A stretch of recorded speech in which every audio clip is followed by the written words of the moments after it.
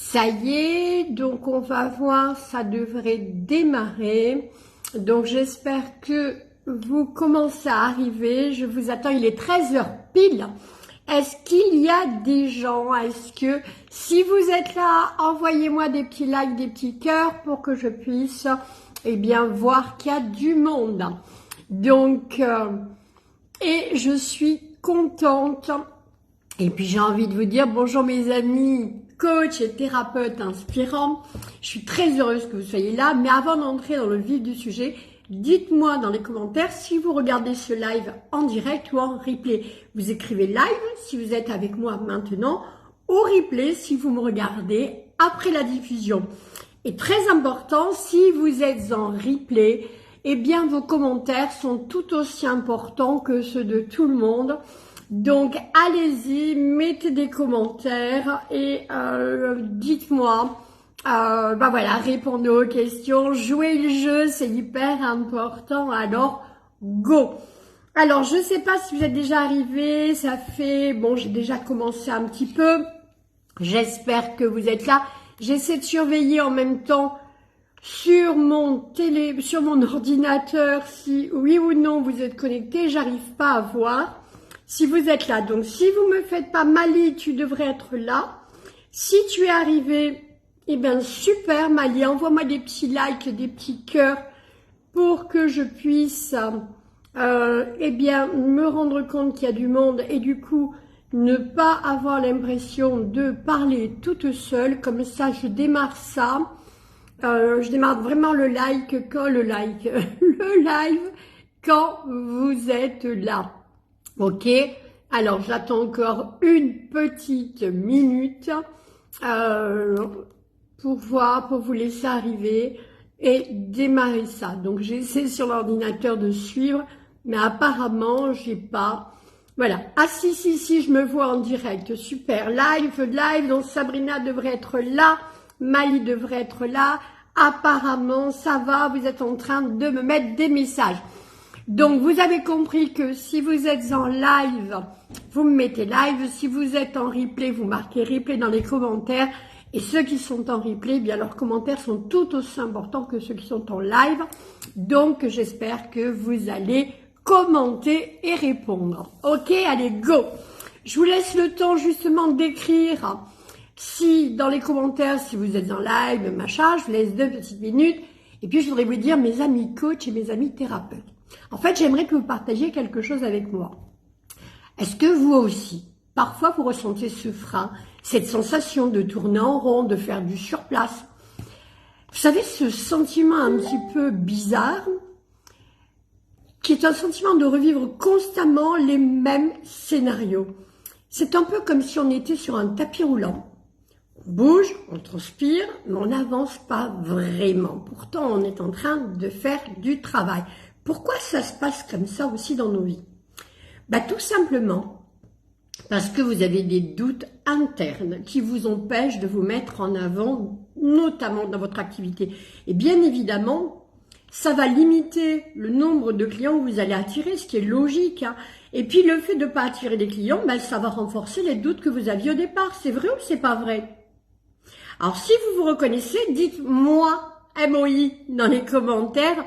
Parce que c'est un point important, celui d'être dans le doute.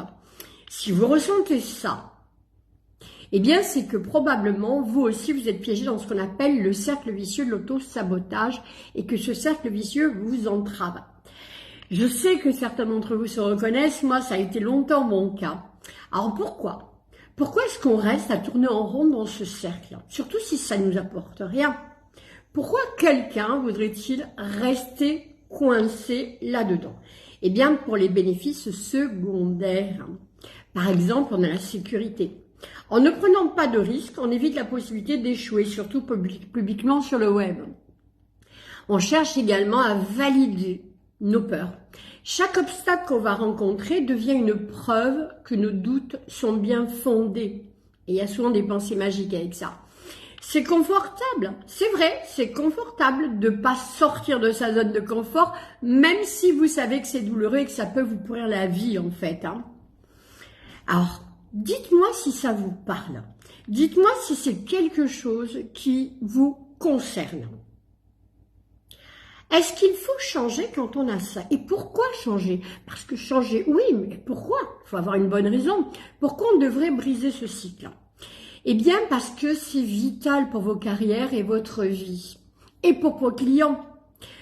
Parce que chaque jour que vous passez dans ce cercle, c'est une opportunité que vous manquez.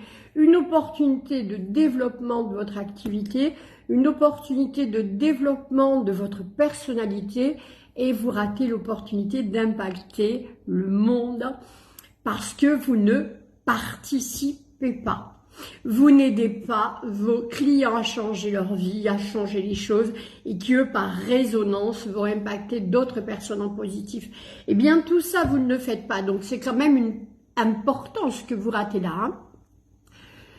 Ce que vous perdez, si on dit immédiatement, vous perdez des clients potentiels, vous perdez les opportunités de croissance, vous perdez l'estime de vous, évidemment. Puis à long terme, la réalisation de votre potentiel, la joie de transformer la vie de vos clients, et puis la satisfaction professionnelle aussi. Hein. Très honnêtement, si vous continuez sur cette voie, où est-ce que vous voyez dans 5 ans? Partagez ça. Partagez-moi ça dans les commentaires. Je les vois là, ici. Super. Si vous restez dans ce cercle vicieux, si vous n'en sortez pas, si vous continuez à vous laisser happer par vos peurs, par vos doutes, si vous vous laissez enfermer dans cette zone de confort, c'est pas bien, je gagne pas bien ma vie, je suis pas vraiment heureuse, j'ai pas une grande estime, je me mets à douter de moi et de mes compétences et de mes capacités et de la vie, mais j'ai des notifications qui s'ouvrent, je sais pas ce que c'est, mais l'un dans l'autre, je ne vais pas fournir les efforts nécessaires pour que ça change. Alors, moi, ça me rappelle, je veux dire, quelqu'un qu'on est en train de faire souffrir, mais à petit feu, vous voyez? Donc, et oui, les doutes, comme dit Mali, vont déborder dans tous les domaines de vie parce que, rappelez-vous, nous fonctionnons avec des parties de nous, mais elles ne sont pas séparées, elles sont fusionnées. Comme si à l'intérieur de nous, il y avait toute une famille qui nous représente, plusieurs personnalités. Alors, c'est pas c'est pas de la schizophrénie, mais on sait quand on entre en discussion avec soi, on s'engueule et tout, donc on est bien conscient quelque part qu'il y a plusieurs parties avec qui on peut être en dialogue. Elles sont toutes impactées les unes par les autres. Une décision prise dans une direction va avoir un impact sur tous vos autres domaines de vie. Hein. Sur la femme amoureuse, l'homme amoureux que vous êtes, dans le couple, dans la relation familiale, la santé, tout va être impacté.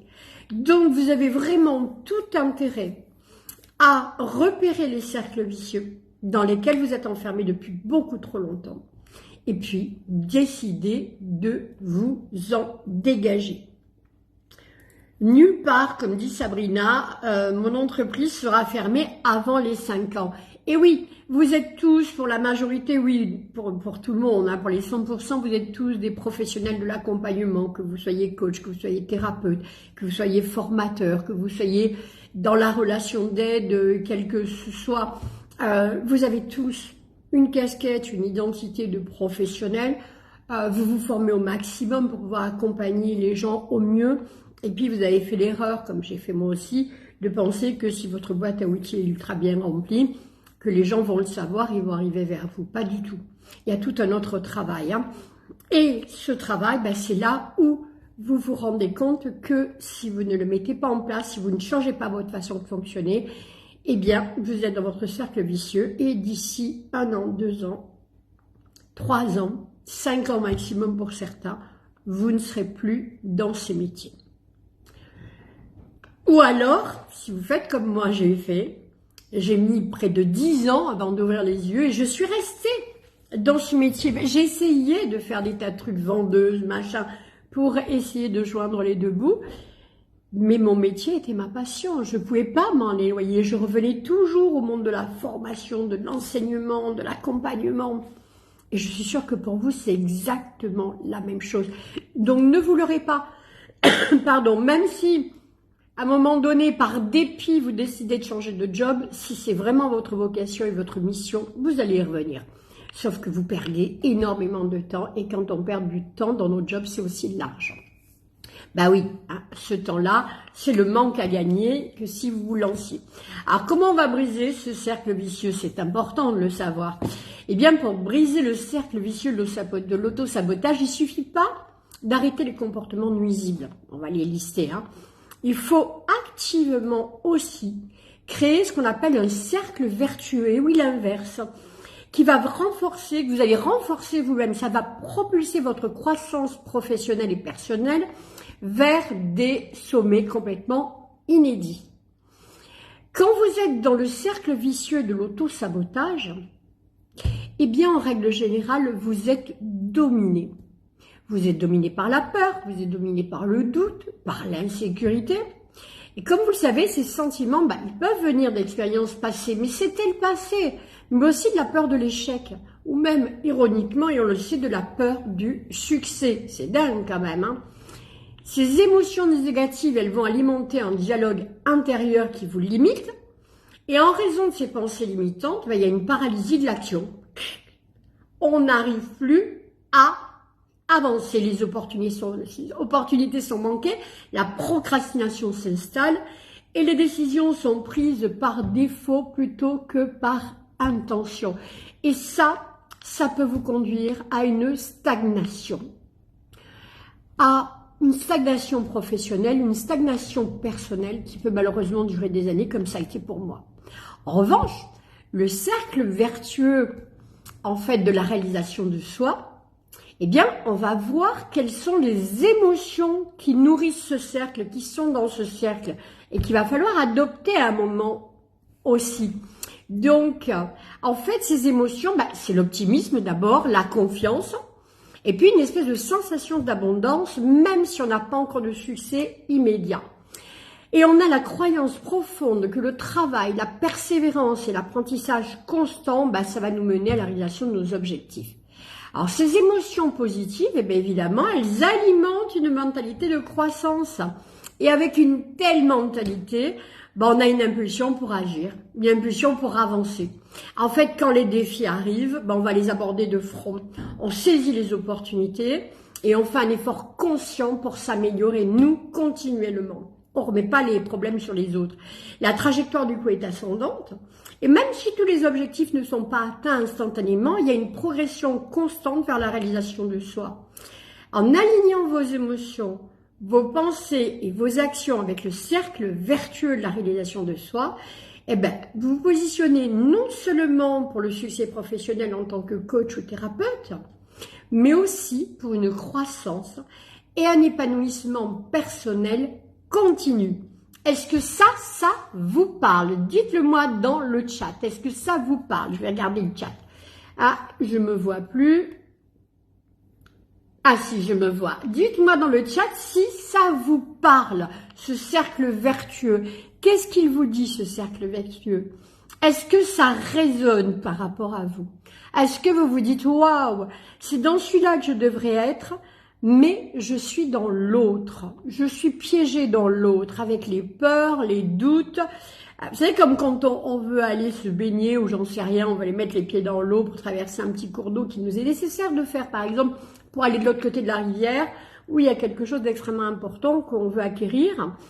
Et puis on est là, oui, non, mais si le sable il est mouvant, non, mais si l'eau elle est trop froide, non, mais si l'eau elle est trop chaude, non, mais si ma peau, mais non, mais si, on s'épuise avec des non, mais si, ou oui, mais si, hein, on peut aussi faire comme ça, et puis finalement on n'y va pas, hein, on n'y va pas. Patrice Albert qui est Patrice qui est beaucoup plus optimiste, Mali, elle en rêve et elle voudrait le mettre en place. Mali, tu vas le mettre en place, tu es dans le programme Souviens-toi, donc tu es déjà dans le catalyseur, et puis il y a également dans le programme Liberté où on va travailler avec l'EFT. Et tout ça, on va libérer, ça fait partie de toutes les choses que l'on va faire sauter dans ce programme-là. Et puis bon, j'ai une petite parenthèse pour toutes les personnes qui rentrent dans le programme Le Catalyseur. Je sais qu'il y en a certains qui doivent s'engager cette semaine. Eh bien, le programme Liberté, donc qui est une préparation pendant 2 mois pour nettoyer tout ce qu'il y a et qui va impacter tous vos domaines de vie. Le programme Liberté vous est offert et ça, vous verrez quand on se parlera au téléphone, si vous prenez rendez-vous avec moi, c'est un super gros cadeau. Allez, on continue. Mais bon, on sait qu'on n'a pas rien sans rien. Il y a des comportements, si vous voulez changer, que vous devez impérativement abandonner pour sortir de ce cercle vicieux. On va voir lesquels. D'abord, l'illusion de l'autosuffisance. Croire que l'on peut tout faire tout seul, tout comme on se forme à des outils spécifiques pour devenir un coach ou un thérapeute compétent, s'aventurer seul dans des domaines très éloignés de notre expertise, c'est la recette assurée pour le surmenage et les erreurs. Il est crucial de reconnaître que tout professionnel, peu importe son niveau, a des domaines où il a besoin d'un guide extérieur pour réussir. Il doit se faire accompagner. Numéro 2, la procrastination. Remettre constamment à plus tard. Ça, on lâche. Les tâches essentielles à votre croissance, on les fait tout de suite. L'évitement des défis en numéro 3. Choisir que des tâches faciles ou rester dans une zone de confort plutôt que de se confronter, de chercher à grandir. Numéro 4, il y a une mouche qui me court après, l'autocritique excessive. Évidemment, au lieu de les voir comme des opportunités, on va se focaliser sur toutes nos erreurs, sur tous nos échecs, alors que si on les regarde comme des opportunités, là, on va se rendre compte et ça va nous faire grandir. Ce sont des apprentissages. Cette mouche, elle en profite que je peux rien faire. Numéro 5, se comparer constamment ou tout comparer. Mesurer son succès en fonction des autres. Ce qui peut nous mener à des sentiments d'infériorité, à de la dévalorisation de nos propres réalisations. Le numéro 6, ne pas se fixer d'objectifs clairs. On se laisse voguer sans direction, on n'a pas de projet, ce qui diminue la motivation puisqu'on n'a pas de sens et pas de but. Et le 8, je crois, recherche de validation externe, dépendre en fait de ce que vont dire les autres. Alors pas nos clients, mais nos confrères, nos consoeurs, nos collègues, nos voisins, nos parents, bref, qui vont eux évaluer notre qualité alors qu'ils ne sont pas compétents pour le faire, ce ne sont pas des professionnels aguerris avec une plus grosse expérience que la nôtre qui pourraient nous faire des retours en disant oui tu vois alors cet outil moi aussi ça fait des années que je le travaille et si je peux te donner un petit conseil tu peux aussi le travailler comme ça et non pas ne pas le travailler comme tu le fais parce que votre intuition, la façon dont vous travaillez les outils, si vous êtes à l'aise avec, c'est que c'est ok, c'est parfait pour votre client. Peut-être pas parfait pour la copine, mais c'est parfait pour le client. Qu'une personne, mais vraiment, il y en a qu'un, il n'y a qu'une personne, enfin pas une, il n'y a qu'une catégorie de personnes qui peut vous faire un retour, ce sont vos clients. En sachant très bien, puisqu'on est dans le domaine de l'accompagnement, on les connaît les problématiques et comment ces problématiques peuvent nous impacter dans notre discernement. Donc, un client à qui vous êtes allé mettre le doigt là où ça fait mal, il peut très bien arrêter l'accompagnement, le coaching, la thérapie, le programme, parce qu'il n'a pas envie de souffrir et dire que c'est vous, c'est qu'il n'est pas à maturité. Mais vous avez le discernement nécessaire pour reconnaître que c'est pas vous qui êtes à remettre en question, la personne doit évoluer, c'est pas encore, elle n'est pas à maturité, elle préfère lâcher aujourd'hui, elle n'est pas prête. N'allez pas chercher une validation. Allez chercher une validation interne et si c'est externe, ce sont vos clients. Qui se reconnaît là-dedans, dans ces comportements et dans quel comportement exactement vous êtes reconnu dans ce que je viens de lister. Alors quand je tourne la tête, c'est parce que je regarde l'ordinateur et c'est là que je peux voir ce que vous écrivez. Sur le téléphone, je ne le vois pas. Et là, j'enregistre avec le téléphone parce que j'ai une meilleure caméra, je crois du moins. Allez-y. Allez-y, ça me motive bien, tes jambes, je suis contente. Allez-y, dites-moi dans les commentaires si vous vous êtes reconnus. Vous voulez que je vous les énumère à nouveau? Je vais essayer de les faire revenir dans ma petite tête et sur mes petites notes. Donc, on a en numéro 1, attendez que je retrouve mes petites notes parce que sinon j'oublie. On a en numéro 1, bah oui, bien sûr, l'illusion de l'autosuffisance. Mali, ne pas se fixer des objectifs. Merci Mali, je pourrais t'aider là-dessus. L'illusion de l'autosuffisance, je vous réexplique pas ce que c'est. Donc c'est très très important donc de ne pas vouloir faire tout seul. Procrastination en numéro 2. Alors c'est pas Le 1, le 2 est plus important, hein, s'il fallait bien voilà. Évitement des défis, ok? C'est important. Autocritique excessive. Se comparer constamment, mesurer son succès en fonction des autres, hein, alors que c'est que votre client, c'est que votre succès, et puis c'est vous, en interne, qui savez où vous en êtes. Ne pas se fixer des objectifs clairs, ça, c'est pas bon. Se laisser voguer sans direction, c'est pas bon. Hein.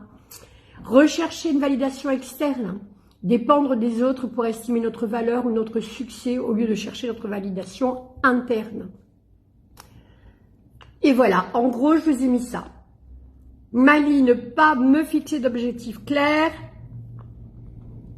Donc, apparemment, bon, vous êtes intimidé, vous n'aimez pas écrire. Alors, par quoi on va remplacer ces comportements pour entrer dans le cercle vertueux du succès? Les comportements que vous allez devoir adopter. Le 1, chercher un accompagnement. Bah oui, si vous voulez monter une montagne et chercher un Sherpa, hein. C'est une marque de sagesse, pas de faiblesse, de se faire accompagner dans des domaines essentiels que vous ne maîtrisez pas, comme le marketing et toutes ces choses-là. C'est une étape cruciale pour bâtir une présence solide en ligne et réussir dans le monde du coaching, la thérapie aujourd'hui, c'est indispensable. 2, planifier et agir. Prendre le temps de planifier votre trajectoire, puis agissez de manière déterminée et cohérente envers vos objectifs. 3, embrassez les défis. Chaque défi est une opportunité de croissance. Même s'il vous fait sortir de votre zone de confort. Et je dirais surtout s'il vous fait sortir de votre zone de confort. Embrassez-le, le défi. Numéro 4, autoréflexion positive. Célébrez vos réussites. Apprenez de vos erreurs et continuez à avancer. Numéro 5, apprenez à mesurer personnellement vos succès. Vous avez vous-même des critères de valeur, des critères qui, vous savez vous-même, vous êtes capable d'observer, vous êtes capable d'analyser, vous savez quand c'est bon, quand c'est pas bon quelque chose. Donc vous êtes tout à fait capable de regarder ce que vous faites vous-même. Vous êtes débutant dans le domaine de l'accompagnement, génial. Vous avez là, j'ai des groupes accessibles avec que des gens magnifiques, bienveillants. Osez être vrai, dites-moi je démarre, j'ai la trouille, j'ai ceci, et vous allez voir vos confrères et vos consoeurs un peu plus aguerris qui vont venir vous soutenir et vous donner des conseils. Allez-y, soyez transparents si vous êtes passionné. Rappelez-vous comment font alors je parle souvent des sportifs parce que j'ai une admiration pour les sportifs, c'est bon. Voilà, ça demande une implication réelle. Et est-ce qu'ils lâchent dès qu'ils ont une difficulté? Ils vont voir le champion du monde ou le champion de la région et ils vont lui demander des conseils. Comment tu fais pour sauter si haut, pour courir si vite, pour ceci, pour cela? Et si l'autre est sympa, lui donnera des conseils pour pouvoir progressivement avancer aussi. Eh ben c'est pareil nos groupes. On est là pour ça, on est aussi là pour ça. Donc, apprenez à avoir vos propres critères, vos propres valeurs, et non en fonction des normes ou des attentes des autres. Mais aussi, fixez-vous des objectifs. SMART, vous connaissez. Spécifiques, mesurables, atteignables, pertinents et temporels pour avoir une direction claire. En numéro 7, cultivez la confiance en vous. Croire en vos compétences et en votre valeur, tout en étant ouvert à l'apprentissage et à la croissance. Hein. Alors, comment ça résonne? J'espère que vous allez être un peu plus bavard là. Comment ça résonne là? Ah, Mali qui vit mal l'abandon des personnes qu'elle accompagne dans un premier temps. Alors, Mali, c'est que sûrement ces personnes-là viennent en même temps nourrir un vide qu'il y a en toi. Enfin, j'imagine, alors je l'ai fait un petit peu à l'arrache, hein, mais on en reparlera. Du coup, quand elles s'en vont, ça vient activer ta blessure d'abandon. Si tu en as une, bah évidemment, tu me le dis, je vis mal l'abandon. Donc, ces personnes appuient sur une blessure, mais elles ne sont pas concernées en réalité. Hein.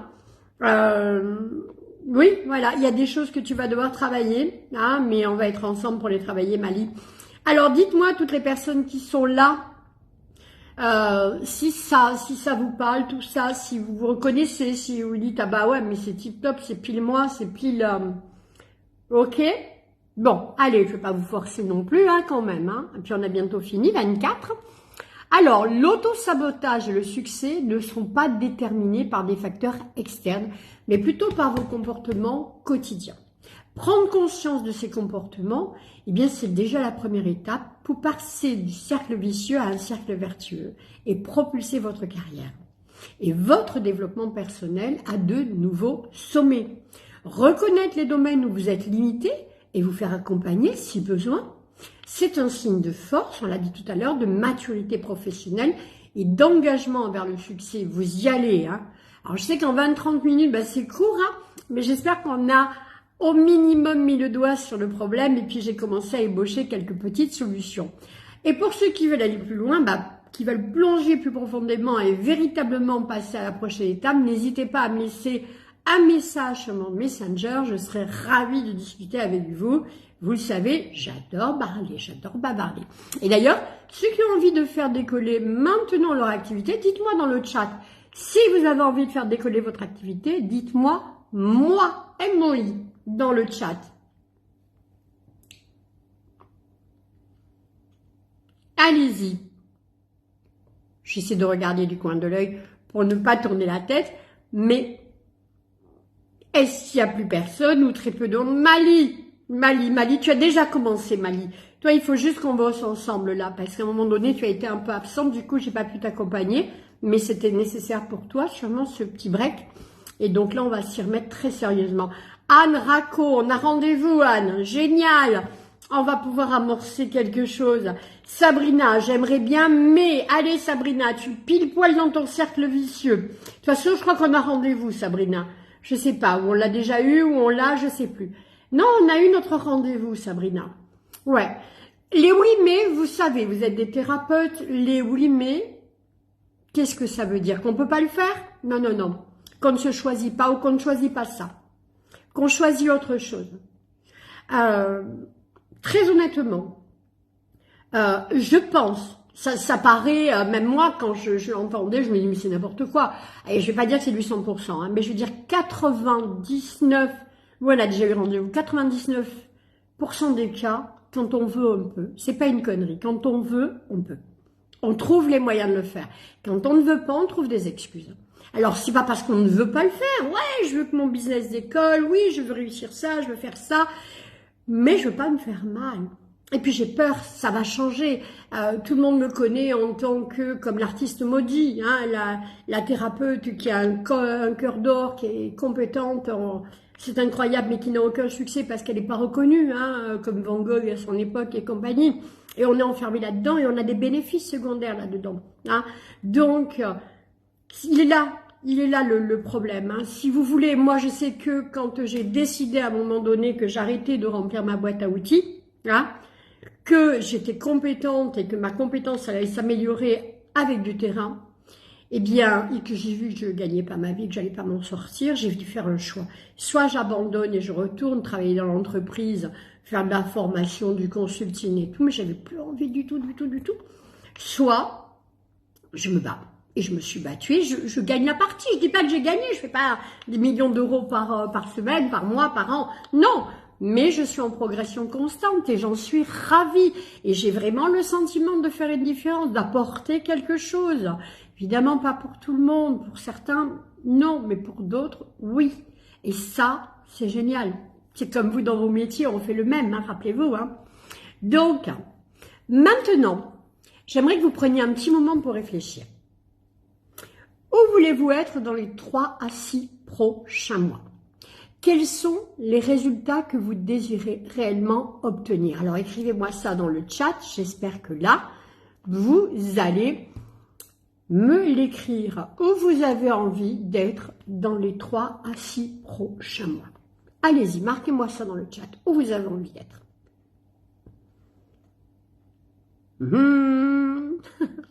Je pense que ça vous tapez plus vite, mais en fait, le truc qui va pas assez vite, de retour, j'imagine, hein. Ou alors, vous tapez avec 2 doigts. Allons un peu plus loin. Visualisez cet avenir. L'avenir où vous voulez réellement être, non pas l'avenir catastrophique qu'on a vu tout à l'heure si je ne fais rien où je suis dans 5 ans, Mais si je décide de tout mettre en place pour réussir, essayez de vous imaginer d'ici 3-6 mois ce que pourrait être votre vie professionnelle et votre vie personnelle. Il n'y a qu'une, attention, le succès, qu'une possibilité d'atteindre, s'investir à 300%. C'est du boulot. C'est du boulot, il faut être prêt. Vous ne pouvez pas vous pouvez pas foncer si vous avez une multitude de choses à régler, vous ne pouvez pas. Vous n'y arriverez pas tout de suite.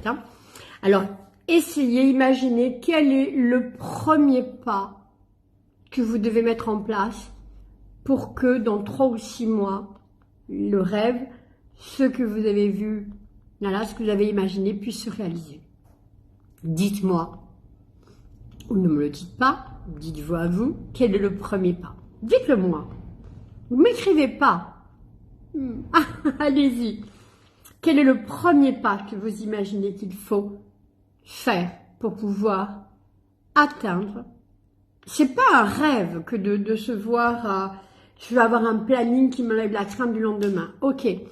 C'est de se projeter d'ici 3-6 mois dans une vie confortable, qui ressemble à ce qu'on a envie d'avoir. C'est pas un rêve. Si vous me dites dans 6 mois je suis trillionnaire ou millionnaire par la force de mon travail, mon cabinet est rempli, j'ai 10 coachs que j'ai formés qui font le travail avec moi, là c'est du fantasme. Parce que même si vous gagnez à l'euro-million, même quoi qu'il se passe, vous n'arrivez pas à former 10 coachs ici 3 mois, à monter votre pratique et tout. Non. Donc il y a des choses, c'est pas la peine, il faudra beaucoup plus d'années, plus de temps. Dans 3-6 mois, si vous faites ce qu'il faut, votre cabinet d'école, votre activité d'école. Donc voilà, c'est la fin, j'ai un peu débordé, c'est la fin de ce live, puisqu'il ne dure que 20 à 30 minutes.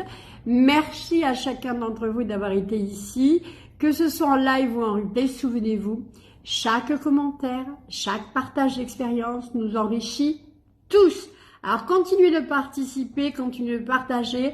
Et pour ceux qui veulent aller plus loin, eh bien je suis là pour vous guider. N'attendez surtout pas, la transformation, ça commence aujourd'hui.